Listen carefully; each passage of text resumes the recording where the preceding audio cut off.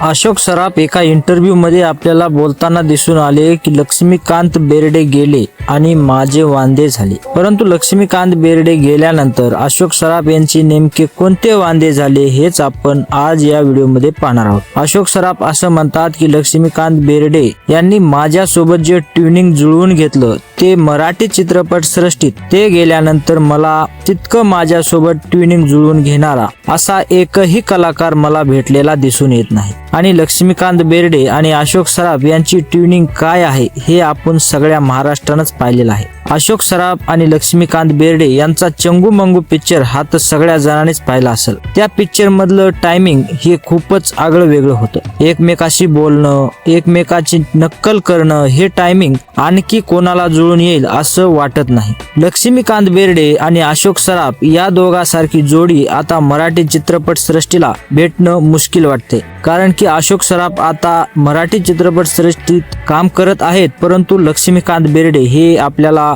सोडून गेलेले तब्बल मला वाटतं 20 ते 22 वर्षे झालेत। आणि लक्ष्मीकांत बेर्डे गेल्यानंतर अशोक सराफांचा एक आगळा वेगळाच रोल राहिलेला आपल्याला दिसून मिळतोय। पण लक्ष्मीकांत बेर्डे जर हयात असते तर अशोक सराफ आणि लक्ष्मीकांत बेर्डे यांची ट्युनिंग आपल्याला आणखी तितकीच व्यवस्थित आणि चांगल्या पद्धतीची पाहायला भेटली असती। परंतु आपलं नशीब तेवढं नाही की लक्ष्मीकांत बेर्डे आणि अशोक सराफ यांना आपण एक सोबत पाहू शकतो। तर तुम्हाला हा व्हिडिओ कसा वाटला आणि लक्ष्मीकांत बेर्डे विषयी तुमचं मत काय हे आम्हाला कमेंट बॉक्स मध्ये नक्की कळवा। भेटूयात पुढच्या व्हिडिओ मध्ये, तोपर्यंत जय महाराष्ट्र।